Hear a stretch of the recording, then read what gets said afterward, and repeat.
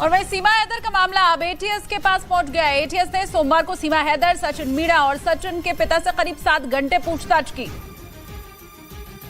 सीमा हैदर को एटीएस की टीम 2:06 पर उसके घर से लेकर गई थी।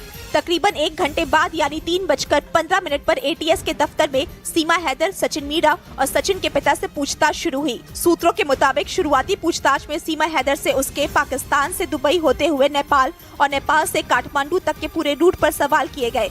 इसके अलावा सूत्रों के मुताबिक उससे उसके मोबाइल फोन, कॉल्स और उसके पहले पति गुलाम हैदर के बारे में पूछताछ हुई। सूत्रों के मुताबिक उससे उसके बच्चों और उसके पासपोर्ट को भी लेकर सवाल किए गए। इतना ही नहीं, सूत्रों के मुताबिक सीमा हैदर के पूरे परिवार के लोगों से जुड़ी जानकारी, मसलन उसके माता पिता, भाई बहन के बारे में भी बात हुई। दरअसल एटीएस की पूछताछ का मकसद यही था कि वो ये जान सके कि सीमा हैदर कैसे पाकिस्तान से 4 बच्चों को लेकर अवैध तरीके से हिंदुस्तान पहुंच गई और खुफिया एजेंसियों को भनक तक नहीं लगी।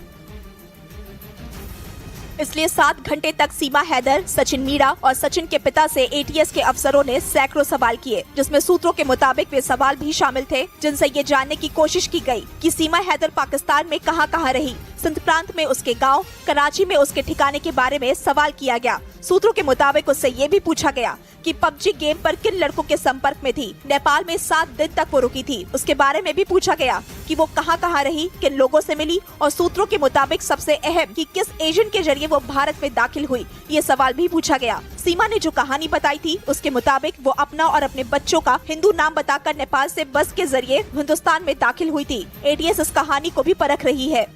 सूत्रों के मुताबिक पाकिस्तान से आई सीमा हैदर के अलग अलग बयानों की वजह से यूपी पुलिस का शक उन पर गहरा गया। इसी वजह से एक रोज पहले नोएडा पुलिस ने भी उनसे 1 घंटे तक पूछताछ की। भारत में अवैध तरीके से दाखिल होने के आरोप में 4 जुलाई को पुलिस ने सीमा और उनकी मदद के आरोप में सचिन को गिरफ्तार किया था, लेकिन बाद में दोनों को कोर्ट से जमानत मिल गई, जिसके बाद से सीमा हैदर दिल्ली के नजदीक ग्रेटर नोएडा के रबुपुरा इलाके में सचिन के घर पर रह रही हैं। इस दौरान सोशल मीडिया और मीडिया के कैमरों के सामने सीमा हैदर ने कई बयान दिए और सूत्रों का दावा है कि पुलिस को उनके बयानों में विरोधाभास नजर आने लगा। इसी वजह से रविवार को नोएडा पुलिस रबुपुरा में सचिन और सीमा हैदर से पूछताछ करने पहुंच गई। सूत्रों के मुताबिक पुलिस के आने के बाद सचिन के घर वालों ने दरवाजा नहीं खोला। हालांकि बाद में पुलिस ने दरवाजा खुलवाया और फिर करीब 1 घंटे तक सचिन और सीमा हैदर से पूछताछ की। ये पूछताछ उन बिंदुओं पर थी जिन पर पुलिस को शक था। पाकिस्तान से भारत आई सीमा हैदर के बाद अब बांग्लादेश की जूली का मामला सामने आया। बताया गया कि वो भी सीमा की तरह ही अपनी 11 साल की बेटी को लेकर प्यार के लिए बांग्लादेश से भारत आ गई और यूपी के मुरादाबाद में रहने वाले अजय नाम के एक आदमी से शादी कर ली। अजय की मां के मुताबिक उनका बेटा जूली से व्हाट्सएप पर बात करता था और करीब 1 साल पहले जूली अपनी बेटी के साथ उनके घर आ गई, जिसके बाद उसने हिंदू धर्म अपनाकर अजय से शादी भी कर ली।